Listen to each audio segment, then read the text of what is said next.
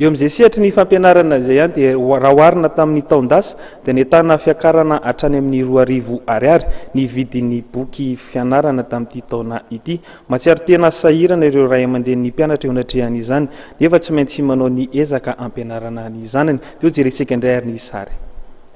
Nisy fiakarana teo amin'ny 2,000 ny vidin'ny boky fianarana tamin'ity taona ity raha mitata tamin'ny taon-dasa. Natsapy izany eo ray aman-dreny izay nanamafy fa tsy maintsy manao ny ezaka ahafahana mividy ireo boky fianarana takin'ny sekoly. Ity raim-pianakaviana iray ity ohatra dia boky 2 no tsy maintsy novidiny ho an'ny zanany mbola any amin'ny garabola. Méthode gauchère vidinay dia ilay izy ilay ankizy ampianarana dia manana ny ilay izy aloha lafolafo ihany fa mitady vatan-tenana tsy maintsy vidina ilainy ankizy dia tsy maintsy vidina.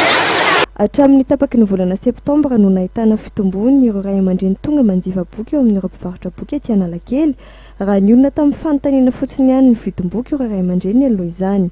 Hatramin'ny androany izay daty voafaritra fa fidirana ofisialy amin'ny taom-pianarana 12 dia mbola maro ray aman-dreny tonga ny vidy boky fianarana. Karazana boky tena mandeha lovako zao dia Maxime zao lovako zao teo aloha teo kilasy ambany 7,000 zao lasa 5,000.